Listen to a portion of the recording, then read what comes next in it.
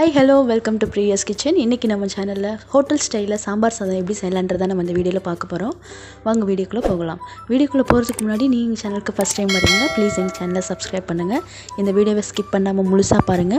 பிடிச்சிருந்தா லைக் பண்ணுங்க, ஷேர் பண்ணுங்க, மறக்காம கமெண்ட் பண்ணுங்க. ஒரு டம்ளர் பச்சரிசி எடுத்து ஊற வச்சிருக்கேன். அரை டம்ளர் துவரம் பருப்பு, 1/4 டம்ளர் பாசி பருப்பு சேர்த்து இதையும் ஊற வச்சிருக்கேன். இது ரெண்டும் அரை மணி நேரம் ஊற வச்சிருக்கேன். குக்கர் ஒன்று வச்சுக்கலாம். அதில் ஊற வச்சுருக்க பச்சரிசி நம்ம இதில் ஆட் பண்ணிக்கலாம். அது கூட ஊற வச்சுருக்க பருப்பு வகையில் நம்ம இப்போ இதில் ஆட் பண்ணிக்கலாம். யூஸ்வலாக நம்ம பருப்பு வேக வைக்கிறதுக்கு நம்ம 1 டம்ளர்லேருந்து 1.5 டம்ளர் வீதமாக நம்ம தண்ணி எடுப்போம். ஆனால் நான் இப்போ இதில் ஒரு 5 டம்ளர் நான் தண்ணி ஊற்ற போகிறேன். சாம்பார் சாதம் நல்லா குழஞ்சி வரணும் அப்படின்றதுக்காக நான் 5 டம்ளர் தண்ணி எடுத்துக்கிறேன். தண்ணி ஊற்றியாச்சு. இப்போ நம்ம சால்ட்டு ஆட் பண்ணிக்கலாம். இப்போ நம்ம மூடி விசில் போட்டுடலாம்.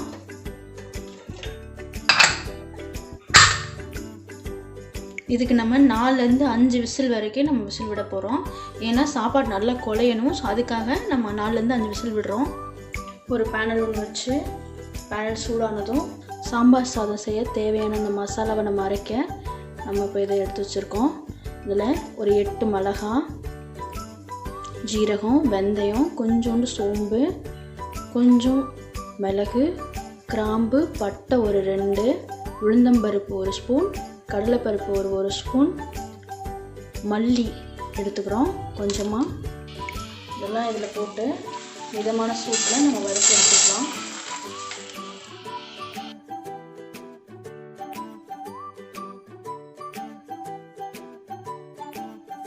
வறுத்தாச்சு. இதை நம்ம இப்போ நல்லா ஆற வச்சு ட்ரெயின் பண்ணி எடுத்துக்கலாம், ஒரு பவுட்ரு மாதிரி.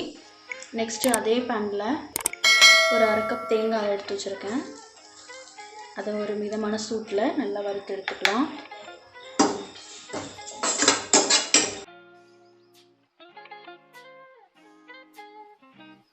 தேங்காயை தனியாக எடுத்து வச்சுக்கலாம்.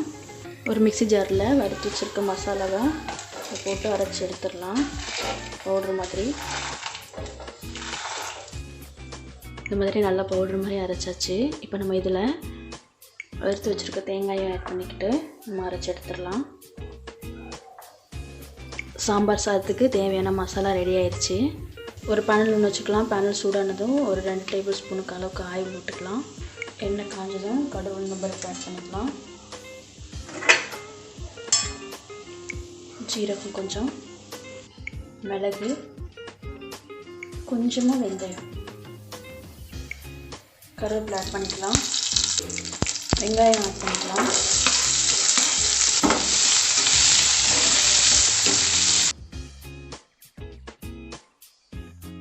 தக்காளி ஒரு 2 கட் பண்ணி வச்சுருக்கேன். அதையும் சேர்த்துக்கலாம்.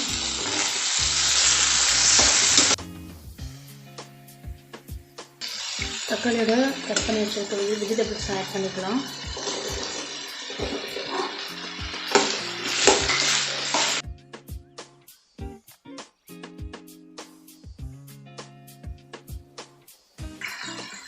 மஞ்சள் ஆட் பண்ணிக்கலாம்.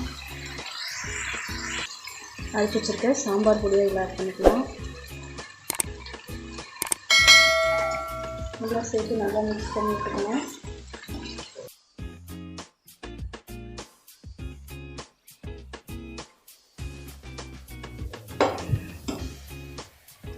இப்போ நம்ம காய் வேகிறதுக்கான தண்ணி ஊற்றிக்கலாம்.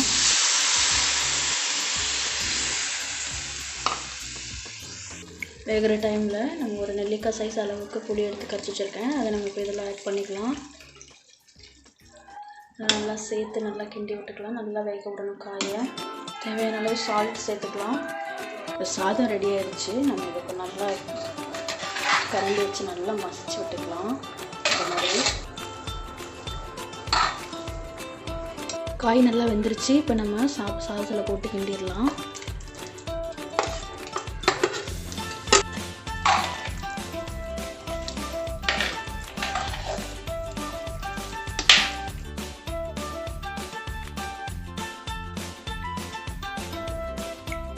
நெய் சேர்த்துக்கலாம். ஒரு 1 ஸ்பூன் அளவுக்கு. ஒரு 4 முந்திரி நெய்யெல்லாம் ஆப்ஷனல் தான், வேணும்னா சேர்த்துக்கோங்க. ஸோ அதை ரெடி ஆயிடுச்சு. லாஸ்ட்டு நம்ம கொத்தமல்லி தலை தூவி இறக்கிடலாம். சாம்பார் சாதம் ரொம்ப சூப்பராக டேஸ்ட்டாக இருக்குது. நீங்களும் இதை மாதிரி ட்ரை பண்ணி பாருங்கள், உங்களுக்கும் பிடிக்கும். வீடியோ பிடிச்சிருந்தா லைக் பண்ணுங்கள், ஷேர் பண்ணுங்கள், கமெண்ட் பண்ணுங்கள். மறக்காமல் பிரியாஸ் கிச்சன் சேனலை சப்ஸ்கிரைப் பண்ணுங்கள். அப்படியே பெல் பட்டனை தட்டி விட்டுருங்க.